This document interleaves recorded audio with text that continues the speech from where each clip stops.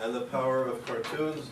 Yaakov is an artist in residence. He's a visiting fellow at YIISA. He's connected to us permanently, and it's really an honor to have him. I remember in the early 1980s living on a kibbutz, and the first thing that our group would do would be run to the Moadon to see the Jerusalem Post and look at Yaakov's daily cartoon. So his work, as I'm sure most of you know, has been very important, and sort of Yaakov has become an icon in Israeli society, and I think in the Jewish diaspora, people connected to the Israeli media know Yaakov well, and we think of him warmly and fondly. Yaakov is originally from New York, and he's a graduate of Queens College. He has a degree in art. His publications have gone throughout the world. He was based in the Jerusalem Post for many years, but his political and social commentary through his cartoons has been reprinted regularly in places such as Forbes magazine, the New York Times, the London Sunday Times, the Wall Street Journal, the Guardian, Time magazine, the LA Times, the Associated Press, CBS, CNN. He was on CNN for an interview a few months ago, and he's really known globally. He began drawing his daily editorial comic strip. You're going to raise their expectations. I'm trying. Entitled Dry Bones in 1971, and he became well known for analyzing, satirizing, and commenting on the Jewish condition and Israeli politics, international relations, and current events.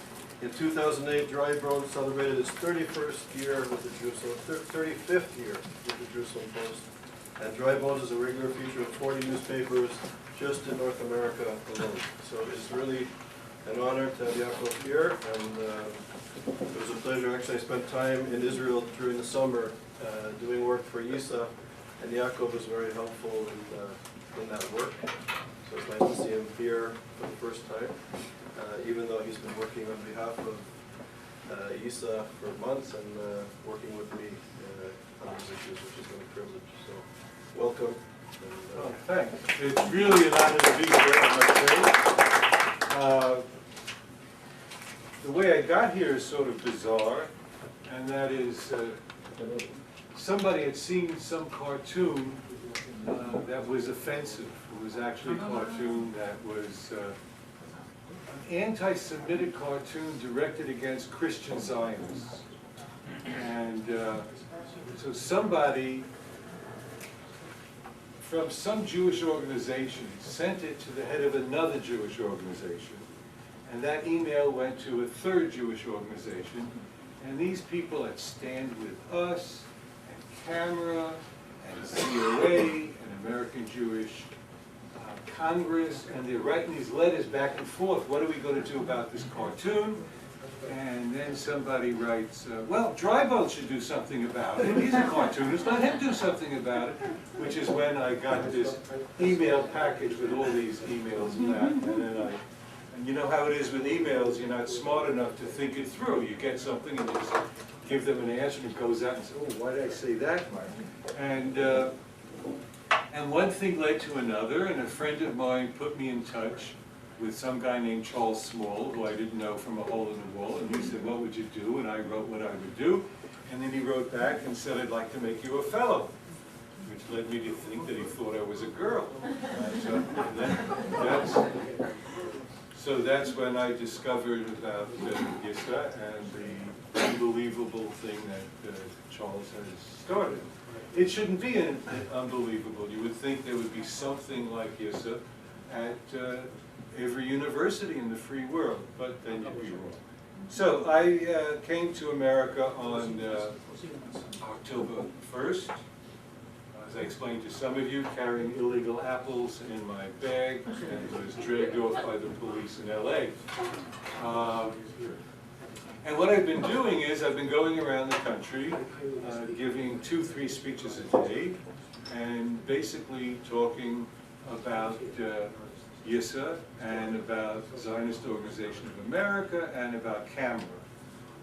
ZOA and Camera were the two Jewish organizations which were kept out of the administration's discussions with the Jewish community, and that was good enough for me, so I contacted both organizations and said, I want to do some work on your behalf.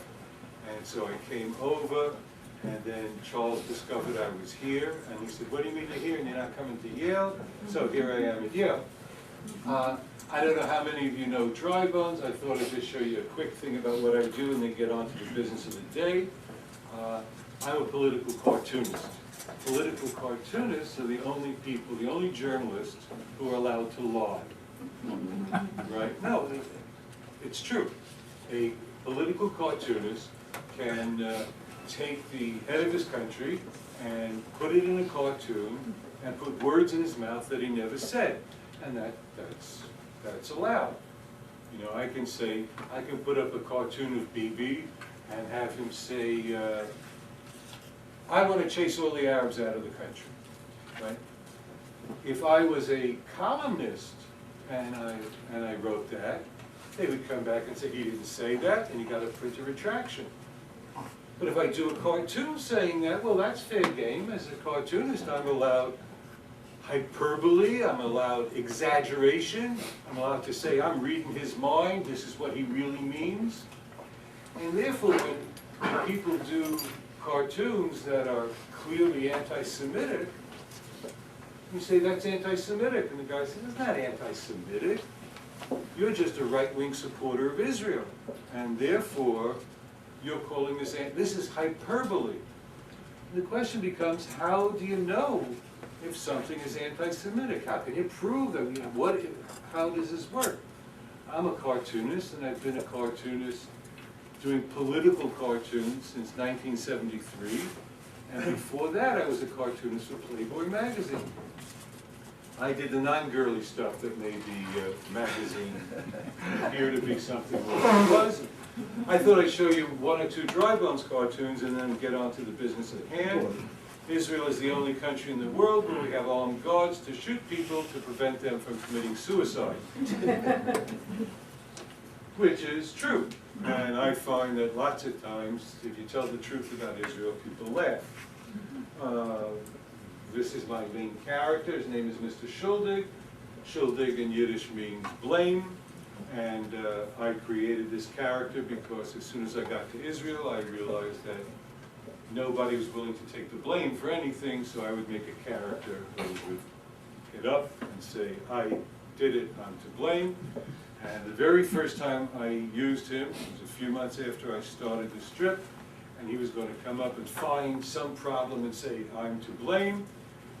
But instead, he somehow developed a life of his own, and he said he was a problem solver, and we have Kupat Cholim, which is a healthcare, socialized healthcare system, and when you're sick, you go down to the health clinic, and they take care of you. The problem is the health clinic opens at 8, and people get there at 7, 7:15, and then when the doors open at 8, everybody rushes in and tries to get a number for the doctor. So Mr. Schuldig said that in order to avoid this, what they should do is give out numbers for the number line. Which I thought was mildly amusing until the next week when I got a call from the French Hill branch of Kupat Cholim saying they had instituted the system and it was working like a dream. So I've been going around telling jokes and stuff, but I'm going to get out of this and get on to the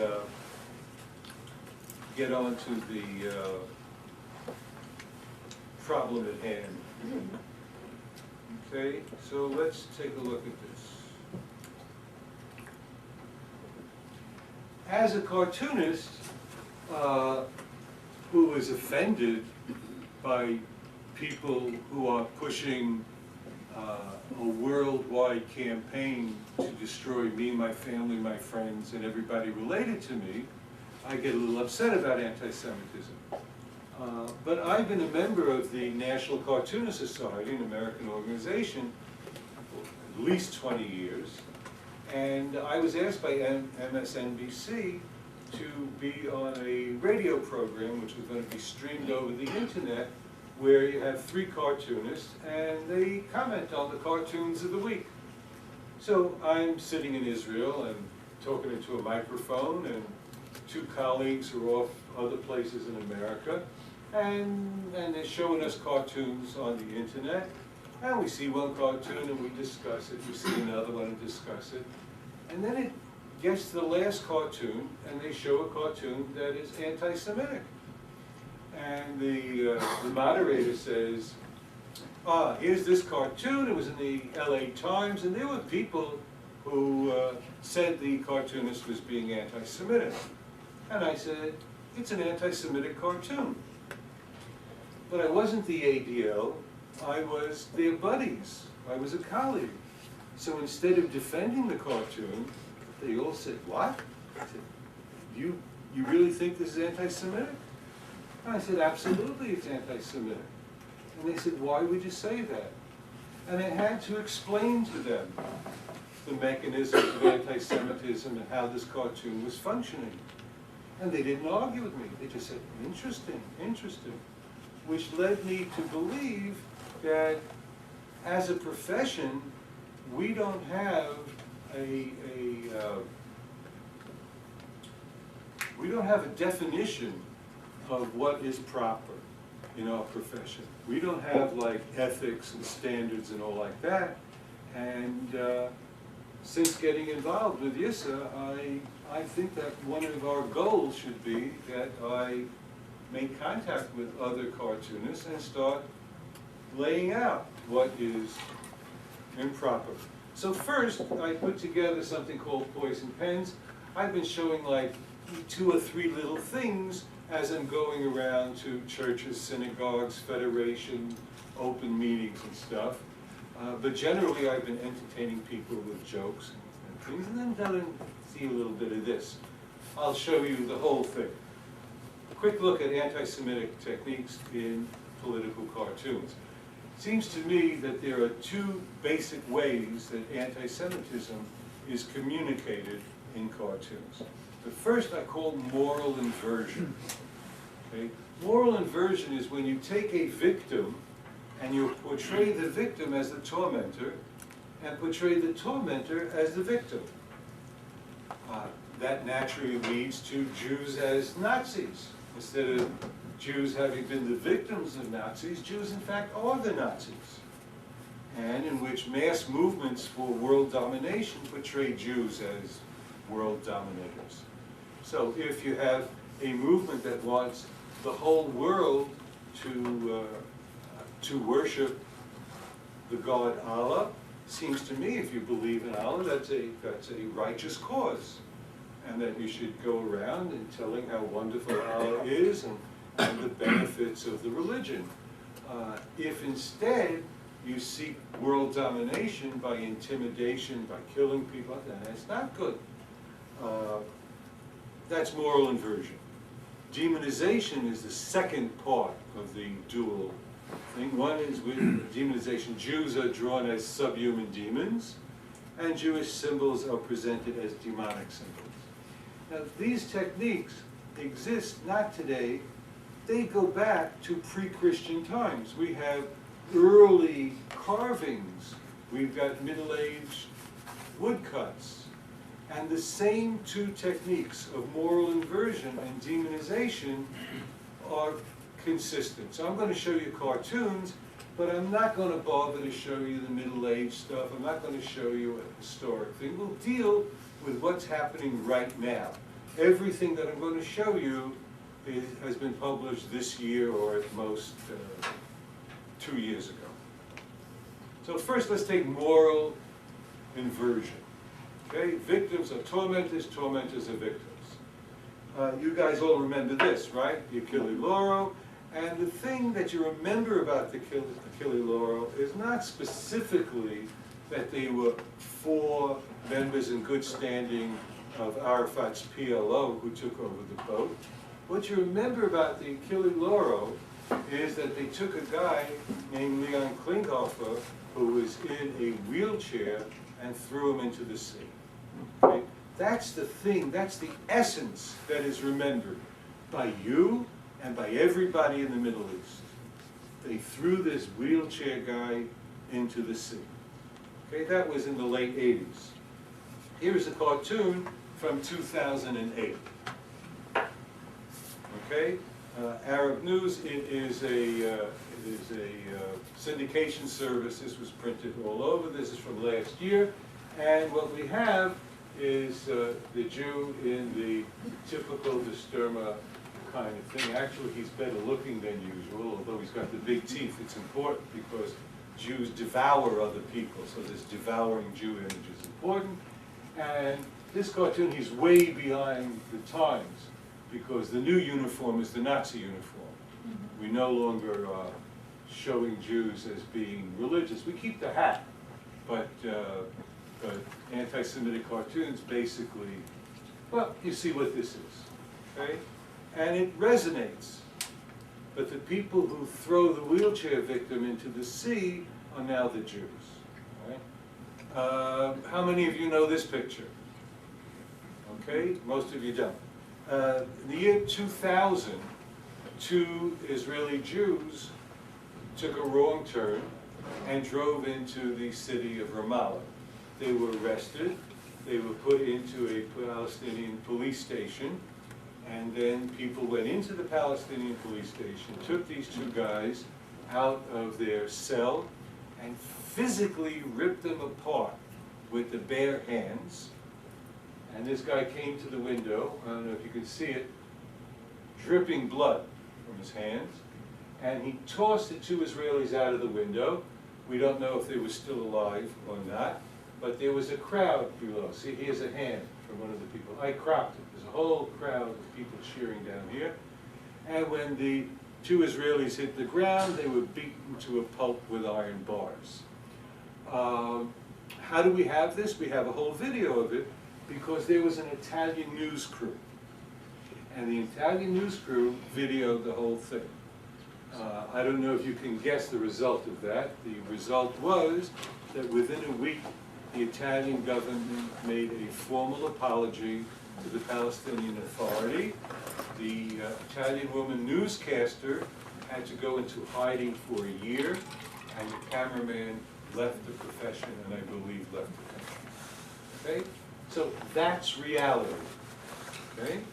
Can I interrupt for a second? Yeah. Also, it's important to realize that when people are martyred in the jihad, the people who are martyred go to heaven, even the victims of this jihad. So when they touch the blood, it's the blood of a person that's meeting Allah, who's been martyred, and is in the kingdom of heaven.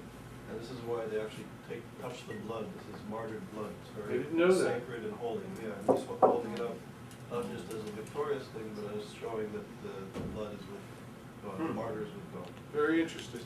So that's 2000.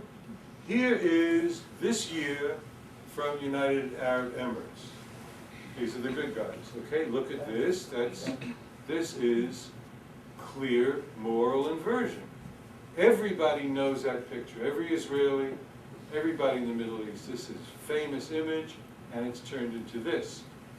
Now the people with the dripping hands are the Jews. We've got the demonic face, hook nose, whatever. We've got the Jew hat with the swastika. We've got, this is like really rich. And it's from the United Arab Emirates. Next, the idea of mass movements that want to dominate the world, say the Jews want to dominate the world. So here we have sleeping Jew. It says here Zionist, and he wants to dominate the world. He's got the Jew hat and the machine gun, and he's smiling as he dreams of world conquest. Jews drawn as subhuman demons. So we got this cutie. The inclusion of skulls, massive number of skulls, is also a big signal in the selling of anti-Semitism throughout the Muslim world. Once again, we have this fiendish, non-human, hook-nosed monster. We've got the star, and here Gaza. All he dreams of is death to Gaza. This is from this year. This was really, I put down Arab Press because you can't identify what paper ran this. It's all over, all over. And once again, you have the demonic Jew eating babies, right? Devouring, the devouring Jew. See, pointy nails, ears. He's got a nice skull cap there. And this is the image of the subhuman, monstrous Jew that eats babies.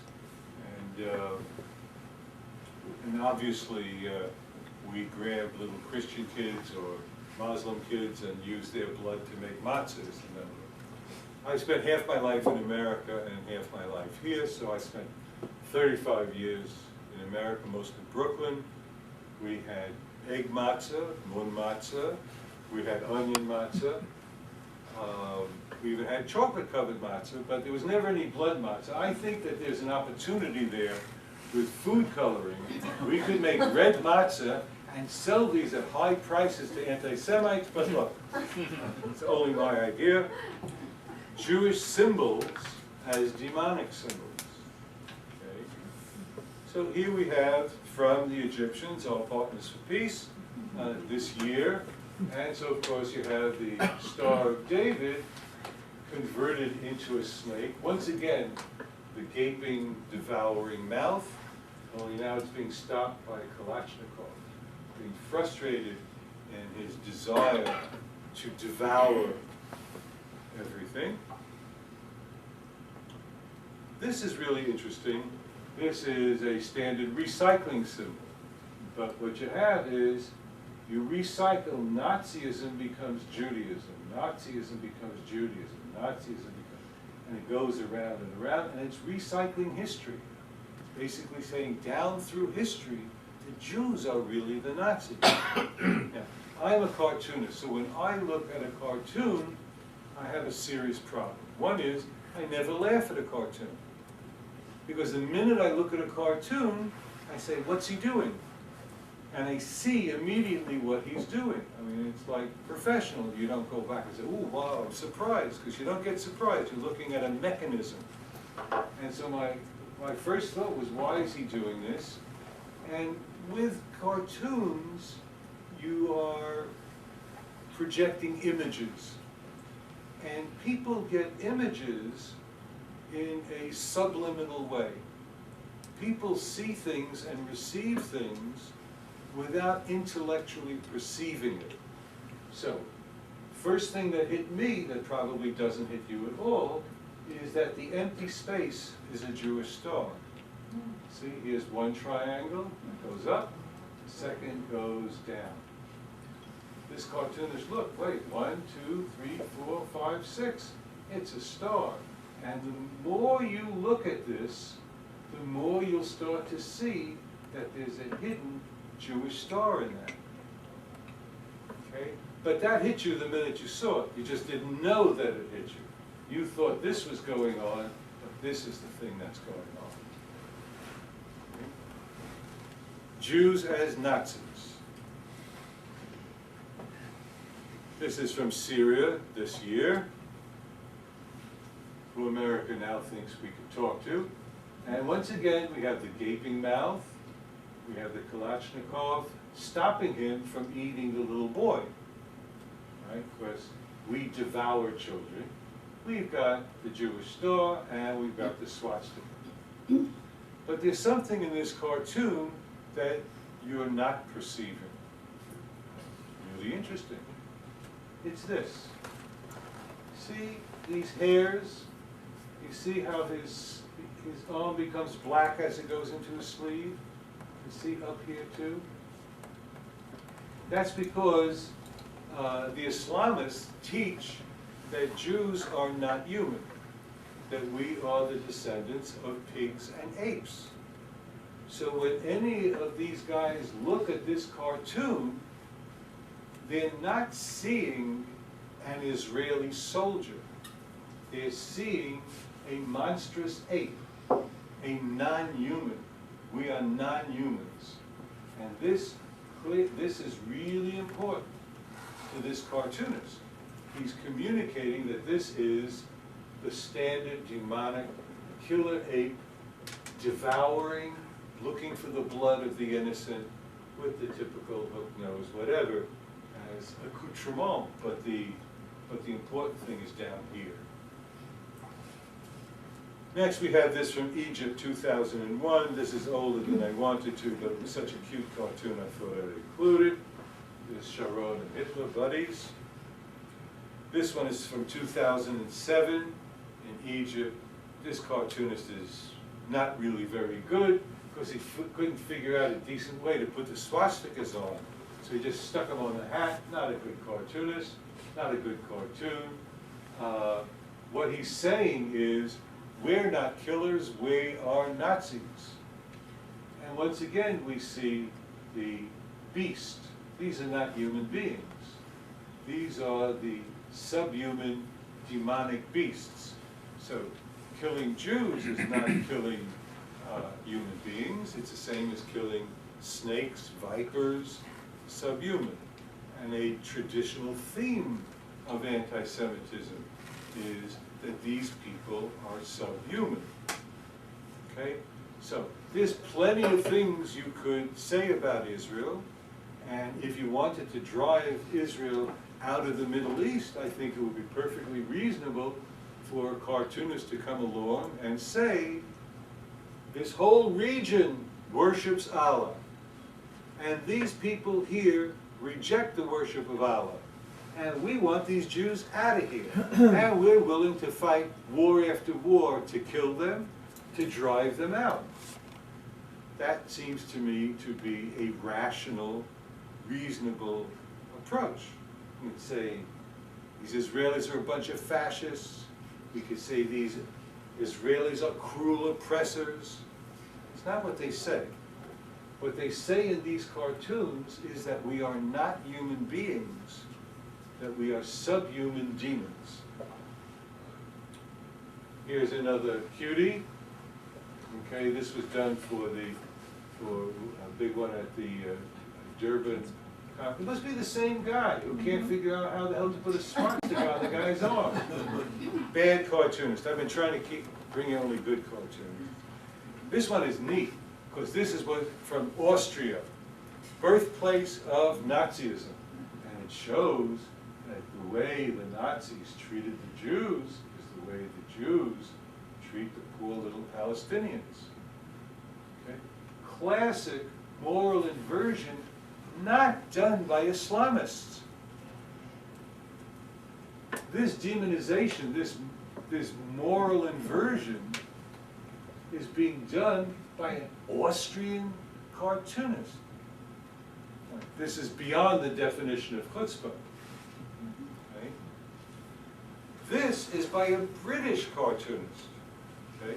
He's saying that Warsaw, 1943, is exactly the same as Tyre, 2006. Okay? What happened in Tyre in 2006 was that the Israeli Air Force targeted some terrorist bases. And that is equated with what happened in 43, when 400,000 Jews were taken from wherever they lived and put into 3 square miles of Warsaw and walled in. And then 240,000 of them were taken to Treblinka, where they were exterminated. And by the end of 43, there wasn't a Jew alive there. And the British cartoonist says, well, this is the same as this.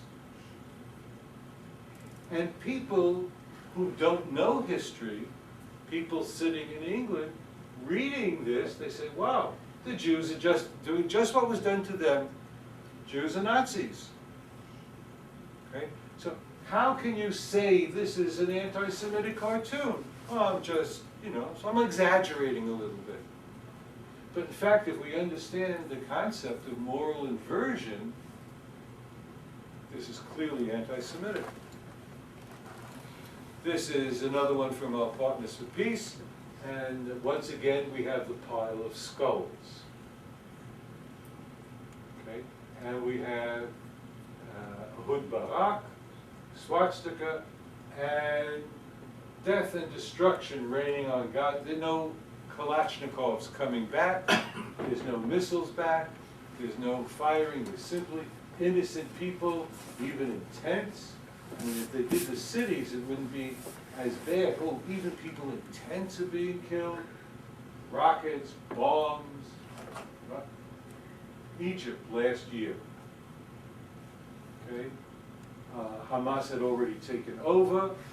One of the first things they did when they won was to start throwing PLO people out of the windows and rooftops, shooting them in the knees and like that. There was a famous incident. Every now and then, some reporter makes the mistake of being someplace and reporting it. So some European reporter made the mistake of saying that these 3 PLO guys who had been dragged out to be shot in the street protested, saying, "We're not Jews." And they did a cartoon about that because they should have said, "We're not Israelis." By saying they're not Jews, it made it look like Hamas was anti-Semitic. Anyway, so here we are. And then look at this one. This shows a really straight Nazi Luga, and instead of a swastika, a star. And what we have is Baba Yar and all the other incidents in which Jews were herded into pits, and the lucky ones were shot before the bulldozers buried the others alive. And you see their hands are tied, women, blood on the walls, no way out, and they're just sitting victims. The cartoonist, who was an Egyptian, didn't bother to show that this is Egypt, because then he'd have to put an Egyptian soldier standing there, and then it would be a binational operation. So it's simply the Nazi Jew killing people. Is this Moral inversion. the same cartoonist in Egypt or a different person? Excuse me? You've shown more than one Egyptian cartoon. Oh, they're different. They're all different cartoons. Yeah, they're all different cartoons. All different cartoons. I'm also part of the Israeli Cartoonist Society, and a few years ago we were invited by the Egyptian Cartoonist Society to come to Egypt and to meet with them and hang out and stuff. And the day before we got there, it was headlines in the Cairo newspapers saying that Zionist cartoonists had come to the country to subvert our cartoonists, but it wasn't going to work. And what happened was, when we got there, we contacted the people who had invited us. And being Arabs, they weren't going to say, "We won't meet with you." One guy's secretary said he got the day wrong, he's in Alexandria today, and another one had a doctor's appointment, and like that. And this is Egypt. This is what's going on. And here we have, once again, this bozo also. We've got the swastika, the monster face, killing the poor little baby. What's happening is the Kalashnikov resistance is beginning to disappear. It's not that we are monsters that are attacking, devouring, and they're trying to defend themselves. They can't even defend themselves. This guy, he's just carrying a flag. And this is a cartoonist from Lebanon. His name is Stavos. I had drinks with him in Malta. Fun-loving guy. Gets enough booze in him and he dances on the tables. And so there we were. And, you know, Jews and Nazis. What's anti-Semitic about that? Okay, now you ready for the next one? This is Pat Oliphant in the LA Times. When this cartoon came out, well, I'm going to ask you a question in a minute, so start thinking. Why is there a wheel, and why does he not have a head? Okay, so when this cartoon came out, and people said, "Hey, that cartoon is anti-Semitic," he said, "You're just right-wing supporters of Israel. This is called hyperbole," he said. And I call this anti-Semitism because it meets all the qualifications. First of all, it has the demonization of the religious symbol. Second of all, it has the devouring mouth, going after babies, in this case, poor Gaza lady holding little baby, no fighting back, no Kalashnikov. And then we've got Jews as Nazis. And we've got the boots, goose-stepping along. And because Pat Oliphant is a really great cartoonist, see, it's a sword, but actually your mind is reading it as a Sig Heil salute. See, if he was after this lady, this sword would be pointed down, and then you wouldn't read it as Sig Heil. This is a goose-stepping Nazi doing Sig Heil. Why is there no head? There's no head because you've seen all the monstrous, subhuman, hook-nosed images. For him to be honest, he would have had to have put this demon head on.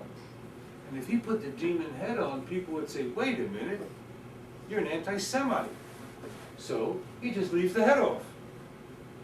No explanation. Fine, it works. Okay? Now, why the wheel?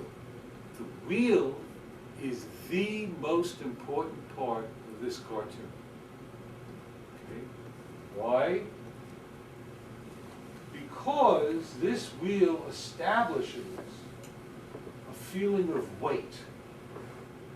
This star is rolling on the ground, she's walking on the ground, he's marching on the ground.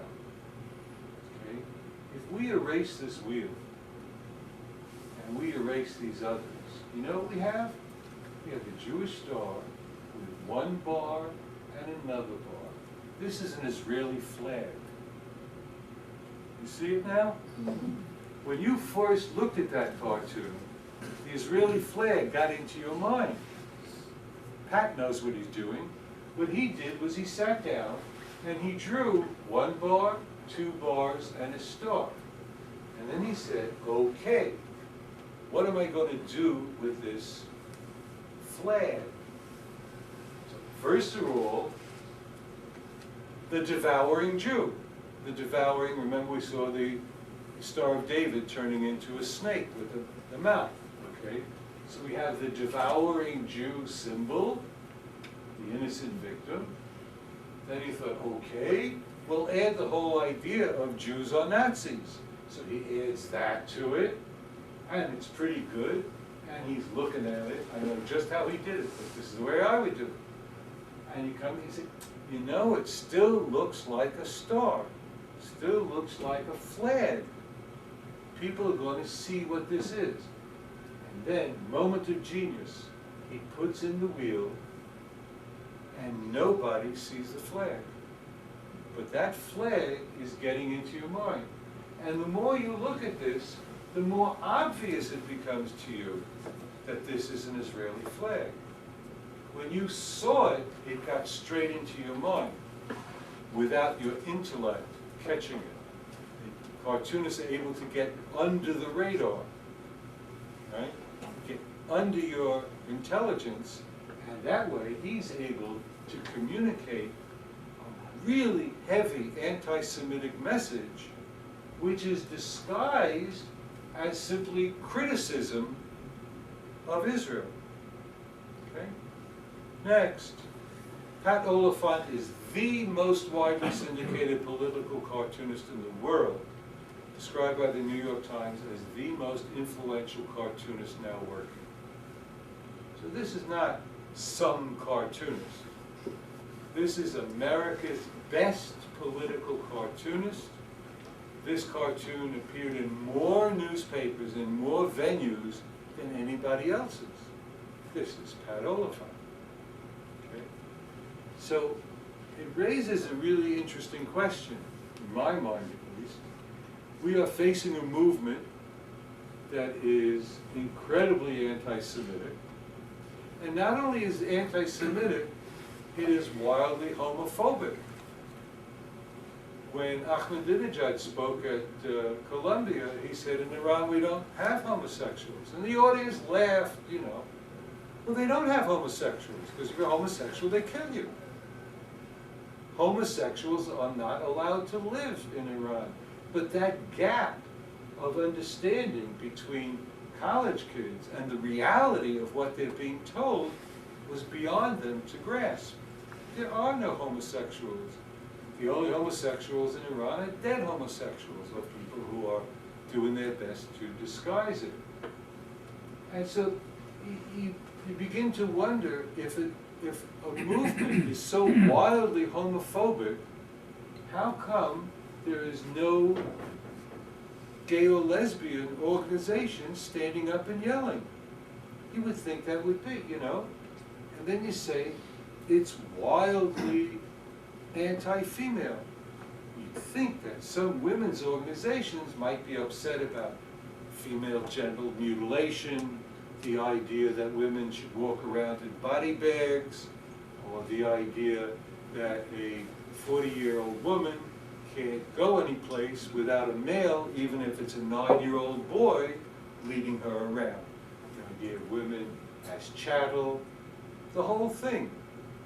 Not a single women's organization standing up and taking the cause. I figure the reason for this is that as soon as there is a serious genocidal worldwide mass movement targeting Jews, everybody else stands back and says, well, let's see what the Jews do, and let's hope they don't overreact. You've got an Israeli state of 6 million people, of which 20% are Christians, Muslims, Druzim. 80% are Jews, but that's enough. It's a Jewish state. And you have Iran, massive country. Iran says, we're going to wipe you off the map, and we're going to go build atomic bombs. So the world's question is, what will Israel do? Right? There's no question as to what the world will do, because once it's anti-Semitism, the question is, what will the Jews do? And everybody backs off, so there's no women's groups, there's no gay and lesbian, nobody. We've got to see what the Jews are going to do. And we hope that they don't overreact. See? So that is the situation we face today, and it's not a unique situation. This is what happened in the 30s, and most people watched the anti-Semitism. FDR was president. There was a massive wave of anti-Semitism all through Europe. That was of no interest to anybody, you know.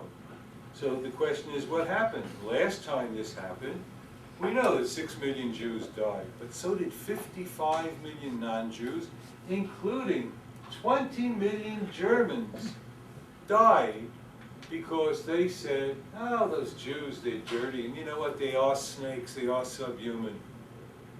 And that was a free ticket. That was the ability to not have opposition from everybody who should have opposed it. Okay?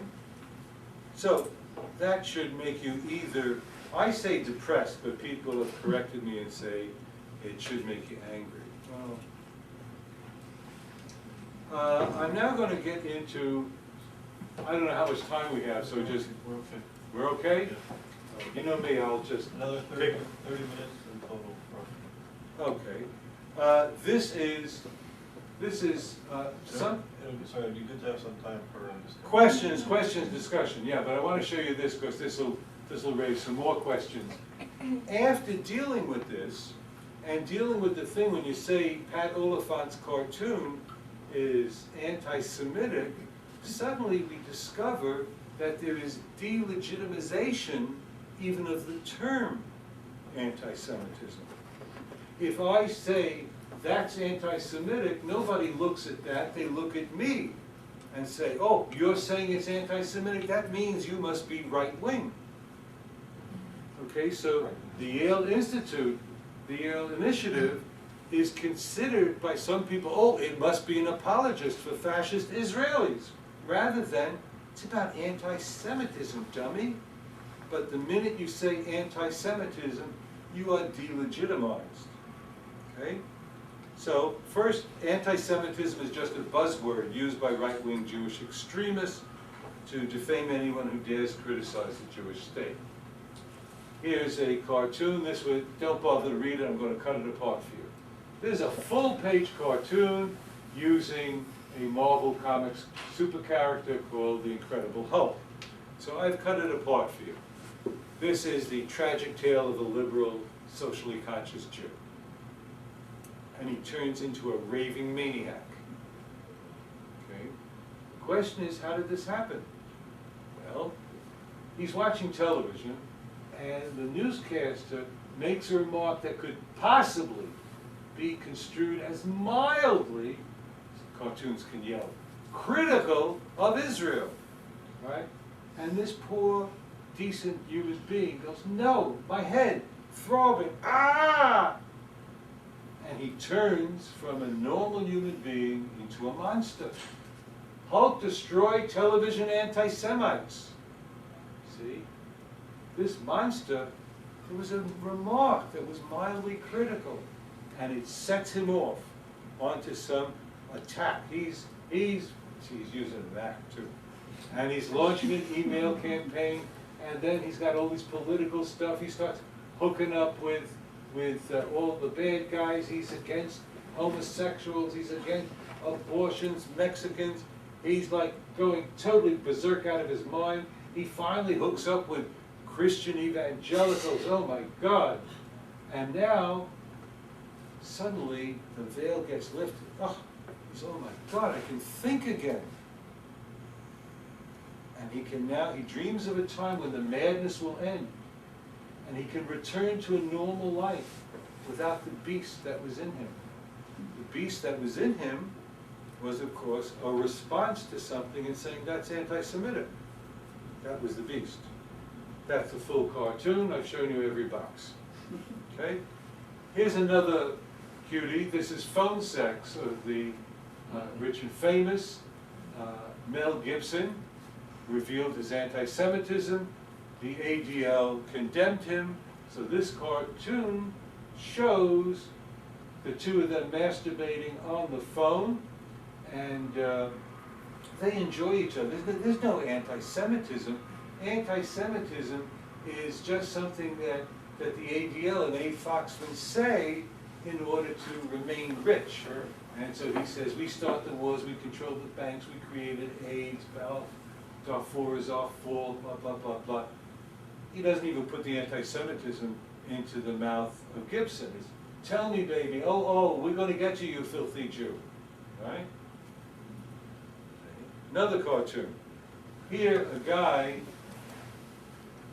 he says, what warms my heart, no amount of racketeering, wire fraud, or tax evasion, according to the cartoonist, these are Jewish crimes. Right? These are money crimes. None of it gives him the same pleasure as alerting people to the dangers of anti-Semitism. Alerting people to anti-Semitism is even more fun than tax evasion or wire fraud, according to this cartoonist. These are all in American papers, American Cartoonist? Better than that. New Haven. Better than that. All of the preceding cartoons were drawn by a guy named Eli Valley. Eli Valley is on the staff of the Steinhardt Foundation for Jewish Life, where he is a foundation writer and editor. He's the author of the Great Jewish Cities of Central and Eastern Europe. His cartoons appear in the Jewish Forward, various Jewish websites, and all over the internet. That Hulk cartoon was published full page in the Jewish Forward. Okay, I don't know if I have something here. Oh, I did. I just thought at this point, even though this topic was denigrating the use of the term anti-Semitism, I thought I'd show you some other cartoons by this senior foundation writer at the Steinhardt Foundation for Jewish Life. Could you give us some insight, I'm sorry, as to why the Jewish Forward might decide to publish that full page? Well, that's a really interesting question. Well, why Steinhardt? Why is Steinhardt? Okay, So if I said to you, this guy, this cartoonist's name is Schmidt, and he was publishing in Christ for the Nations, you would ask me that question. You would say, anti-Semites. But you know what? He's a Jew and it's a Jewish newspaper. So your question is, well, why is he doing this? Why? You can't say to yourself, these are anti-Semites selling anti-Semitism, because he's a Jew. Therefore, there's got to be something I'm not grasping here. Okay? We'll get on a little more with that if I still have some time, or what we want to get to. Okay, here's a cartoon of his, real classic. Arafat on the cross, being injected with AIDS, okay, by the Jew. That was during the time when people were, the rumor went around that Arafat had died of AIDS. I did a cartoon at the time saying he did not die of AIDS. He died of a heart attack when they told him he had AIDS. Right. I wasn't going to put this up, and I said there was stuff I didn't want to show. And Charles says, show him, whatever. Well, I guess he didn't expect this. This cartoon is done by this senior foundation writer of a Jewish organization in New York. Wow. Right. You want to see this stuff? Just get online, go to Jewlicious. It's probably on J Street by now. It's in the forward. It's all over. As a result of that, I said we have to do something, because not only can cartoons sell anti-Semitism, but maybe they could fight anti-Semitism. Maybe they could fight these Jewish defamers of Israel specifically. Okay? So when I give a speech, what I do is I always have notebooks with me. Right? I got hundreds of these notebooks. And what I do is when I'm going to give a speech, I draw a picture of me and I draw what I'm saying. Right? So my notebooks fill up with stuff. And then I'm about to come over and I say to my wife, wow, I got a big job now to take this stuff and turn it into cartoons. She said, you're talking to intelligent people. You got sketches. Scan the sketches. Show them the sketches. So here's notes from, she's always right. It's a really annoying thing. So I said, these are the cuckoos in our nest. And people said, oh, ha, ha, ha, cuckoos. Because most people don't know what cuckoos are. So the cuckoo's in our nest. In the world of cartoons, a cuckoo is a silly mechanical bird that hops out of the clock. In the real world, however, the cuckoo is something different. Hey, that's me talking here. I'm sorry I got carried away. So a real cuckoo is something very sinister. This is going to be to answer your question as to why they do this. The question is, how could it be that Jews are spouting this stuff?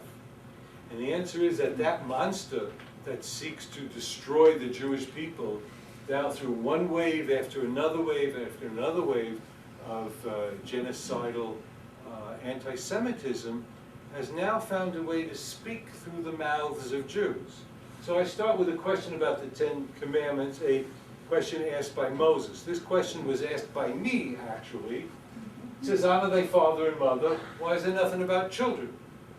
I asked a very famous rabbi, Reb Noach Weinberg, who started Esha Torah. I said, how come it doesn't say, like, love your children?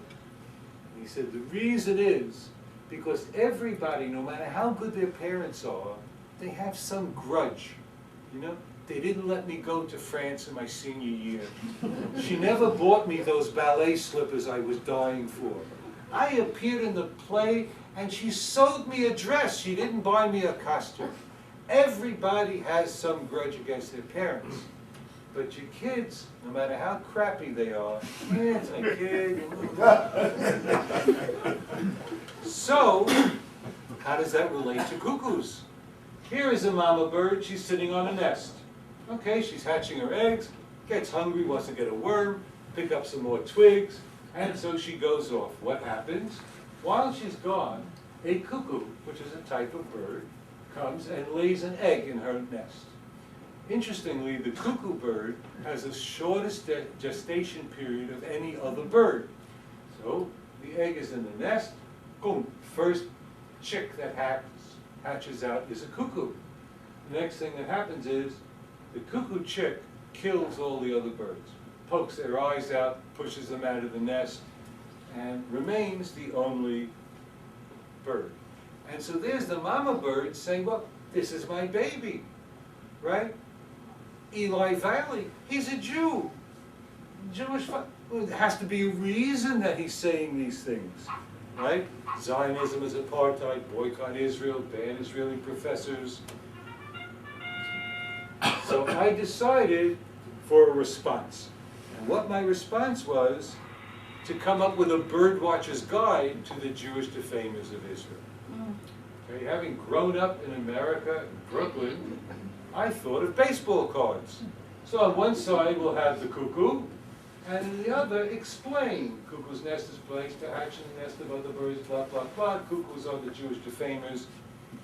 And then I thought, you know, it's not just that they appear looking as cuckoos, they appear dressed in different ways. So here's the Israeli professor who says, boycott me. Guy from Ben Gurion University writes an article in the LA Times saying, you got to stop these Israeli professors. Next we have the See No Evil news hawk. He's off here blinding himself to what Israel is facing. And, well, you know, the guy's a Jew, there's got to be something. And then we have the one-sided wallpecker. This guy is coming down, he wears an Arab keffiyeh, and his goal is to not let Jews put up defensive walls or fences. There's a seasoned TV turkey. After years of anti-Israel news reports, he can now discuss how Israel is an apartheid state, which is really interesting. It's like calling Jews an apartheid state is as morally inverse as the Nazi business. Because if you look at the movement to divest or to boycott South Africa to fight apartheid, Jews were constantly in the lead, and those South African whites who fought apartheid, which largely Jews, and therefore moral aversion. Here we got the black-coated nest fowler. You've seen these guys, they appear, right? And then I said, this is an idea that really tickles my fancy. And what am I going to do? Am I going to go to Topps Chewing Gum and try to tell them that instead of putting in baseball players, they should put in anti-Semitic Jews along with the bubble gum? This is not going to work. So what am I going to do? So I came up with an idea. The idea is to have a website called jdefamers.com, and I hope to do this with the ZOA maybe, and have a really aggressive attack on this phenomenon. Once again, the problem is when I explained to a friend, jdefamers.com, and it's going to be all about anti-Semitic Jews, he said, oh, they're going to be able to find dates with each other. On that note, are there any questions? We have like about 20 to 30 minutes for Q&A, and I'm going to start off. So I think, you know, it's amazing how I think with, you know, 4 panels you can communicate so much. I think in 40-odd minutes you communicated really the essence of the issue, so thank you. Thank you. It was a very insightful presentation, really, not in the cliche, but really insightful. And I think, in a sense, you really hit the nail on the head. But it's amazing, and I'll just sort of give you a brief background about me, if I may. And, you know, as a social scientist in the UK, we were never permitted to use the word I in our text, that we weren't even supposed to speak about ourselves, we're supposed to speak about the authors we're citing, but I'll take the liberty. In creating YIISA, just to give you my background, is more of a critical social scientist. I come from the critical British social scientific tradition. So critical, progressive.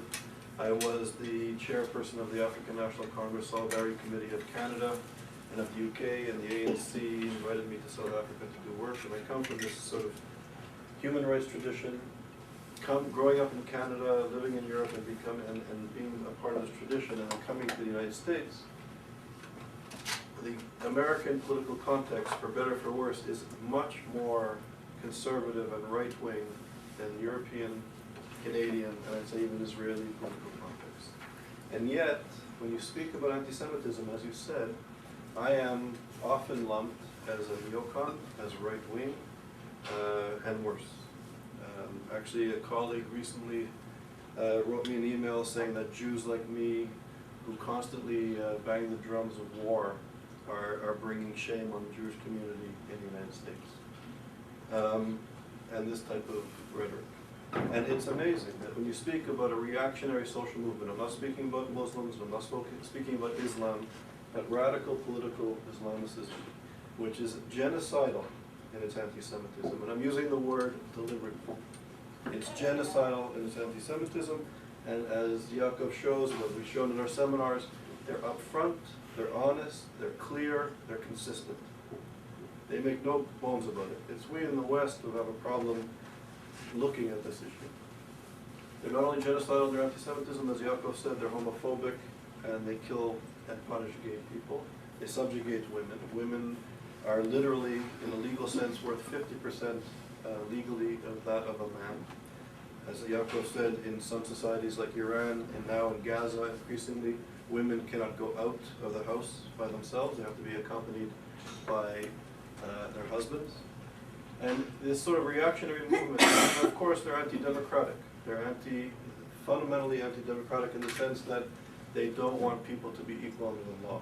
If Jews are to survive, they can be dhimmi, they can be second-class citizens, but they cannot be equal citizens, women, etc., etc. So my question to you, traveling in the United States, and I think that as Elie Wiesel has spoken at Yale and has told me personally, as Natan Sharansky has told me personally, is that why do you feel? I think Israel, in the last 8 to 10 years, there's been a sea change. They realize what they're up against. They realize, as Benny Morris says, and I think he uses the word deliberately and well, the barbarians are at the door. Because these are barbarians at the door, literally. Why in the United States? Why do you think in the academy? Why in the leadership of the Jewish community? Like very much in the 1930s, I may add, when the Jewish leadership was afraid of accepting refugees from Europe who spoke Yiddish and were primitive and not as cosmopolitan as the New York Jews. They were afraid that bringing refugees from Europe would cause anti-Semitism. Why is there a silence, in your opinion? And why is there a significant, I think it's the beginning of a significant distancing from Israel, with all its contradictions and problems? This is the only democracy in the Middle East. Why is there this distancing? Professor Benatar is here. He wrote a very important play on this very similar issue. What, in your mind, now that you've come here from Israel, what do you think is going on?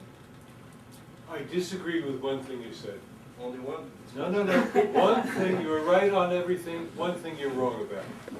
And that is saying that Jews were silent during the Nazi rise and they're being silent today. No. And distancing themselves. No, I think there was among the Jewish leadership in the 1930s, there was fear that shtetl Jews would immigrate to the United States would cause them. And therefore they were silent. Yeah. Okay?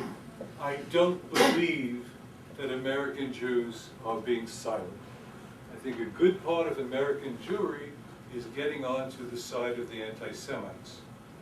I think if American Jews would just shut up and do nothing the way they did in the 30s, it would be better than having Jews condemn Israel as if Israel was the source of the anti-Semitism, rather than the second third of the Jewish people being targeted. One set of 6 million was destroyed while Americans kept mum.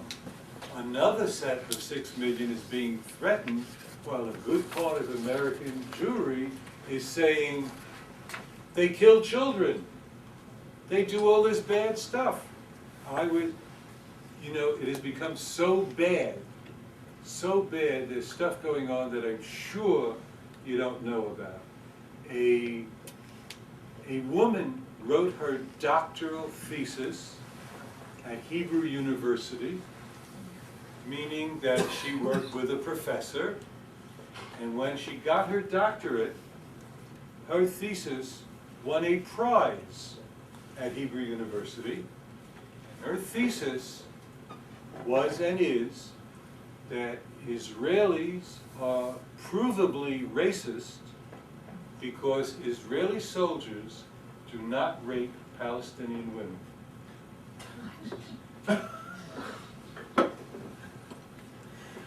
No joke. No joke.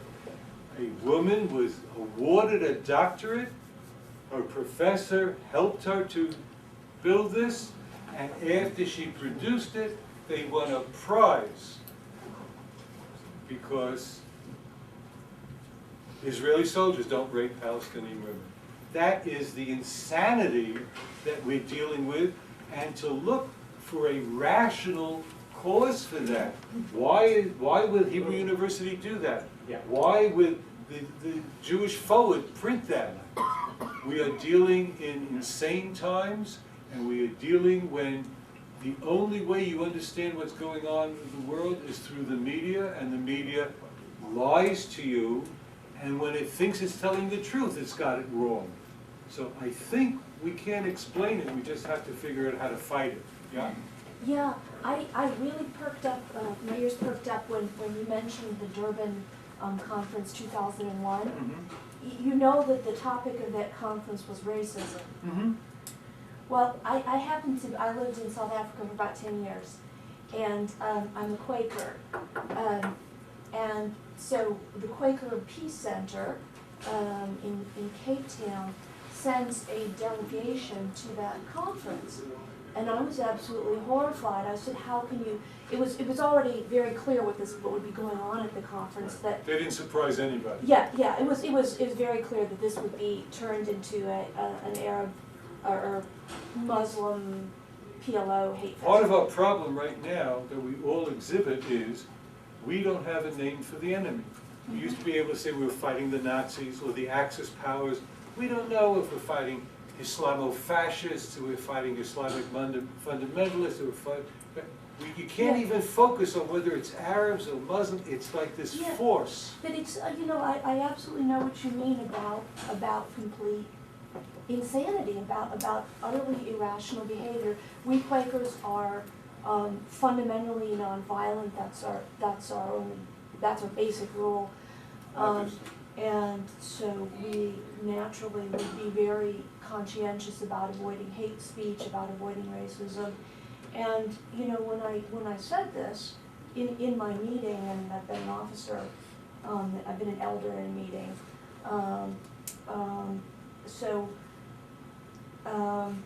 When I said, how can we do this? We can't participate in this. We can't send a delegation there. We are Quakers. Didn't count. There's some kind of just like some kind of mind rate that the Arab world is able to shoot into liberal Westerners that says when we do it, it's not murder, it's not hatred, it's not incitement to violence. Excuse me, Iranians are not Arabs. Oh, sorry. It's way beyond Arab. Okay, Muslim. I could say Muslim world or radical Muslim world. We don't have the word. We don't really have the word. We don't have the word. Yeah. And you can't deal with something unless you can name it. So constantly, are we talking about Muslims? Are we talking about extremist Muslims? Are we talking about fundamentalists? Are we talking about Arabs? Yeah. And that's part of the problem. And why Quakers would take part in that is as puzzling a question as why would Jews take part in that? Yeah. It's Quakers and Jews have been allies in a lot of social reform. I think the answer is that we can't figure that out. What we have to figure out is what do we do?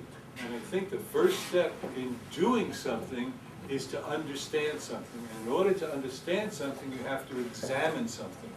And the initiative for the interdisciplinary study of anti-Semitism is the first step. And the only thing really terrible about it is that YIISA is the only such thing. There should be There should be one at Harvard, there should be one at Yale, there should be one at Oxford.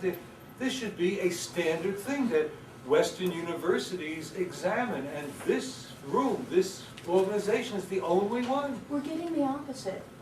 Harvard, Georgetown, and now Yale is up for one. A massively funded institution set up by the Saudi royal house for Christian-Muslim reconciliation, Jews shoved to the side. It's basically a propaganda operation. This one from the Arab world, to tightly control academic discourse concerning Right. concerning Muslim politics. Obviously. You want to get some more questions or some I more just discussion? I just want to, what something you said was really struck me because I was recently giving a talk at Dickinson College, and I'm going to interrupt. Professor Benatard wrote a very interesting, good, and successful play on actually Jewish newspapers, which has been picked up by various theater companies and now a very prestigious one in Israel.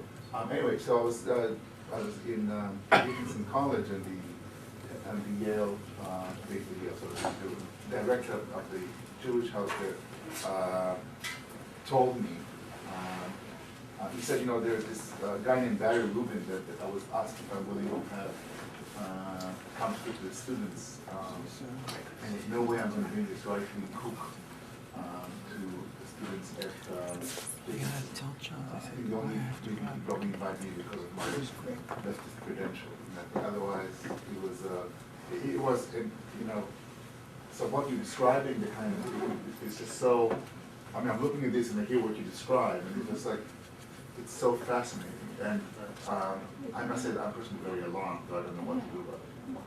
Well, we're facing a malaise which is either supernatural or, as thinking people, we cannot explain what's happening. There's no way to explain this, right? All there is to set up some way to examine this phenomenon. And thanks to Charles, that's what we're doing. Otherwise, I would not have been sitting and saying, well, gee, how does it work? What are the rules? How can I be able to say to another cartoonist, this is the border, and when you get into that border, you are now committing hate crimes, you are now demonizing, unless we have names for this. And it's not a question of Jews and the rest of the world. I was just speaking at a non-denominational church in Simi Valley, and those people get it, and those of us who are uninfected, Ionesco had a play called Rhinoceros, and in that play there's a little town, and one by one people are turning into rhinoceroses, right? And eventually everybody turns into a rhinoceros, and the whole town is filled with rhinoceroses running around. And suddenly the last man comes up to the stage and says, what do you do when everybody has turned into rhinoceroses? Do you just go along with it, or do you try on your own to remain a human being? UNESCO wrote it about the Nazis. I had the privilege of seeing it on Broadway. We're facing it again. It's here again. I like to tell a joke about a guy who goes to a doctor, and he says, doctor, something's wrong with me. And the doctor says, well, what do you have? He says, I see black and red spots in front of my eyes. Doctor says, what else? He says, I hear a ringing in my ears. It goes up and down, up and down. And I also have this bizarre rash on both of my elbows. The doctor says, have you had this before? He says, yes. The doctor says, well, you got it again. So, we had to face this in the Middle Ages, we had to face this with the Nazis, and guys, I gotta tell you, we got it again. And how to cure this illness, and whether we remain the last human beings as the rest of the West turns into rhinoceroses, I don't know, but that's where we are. We have like 3 more minutes, and then there's apparently another class coming in. Any other questions or comments?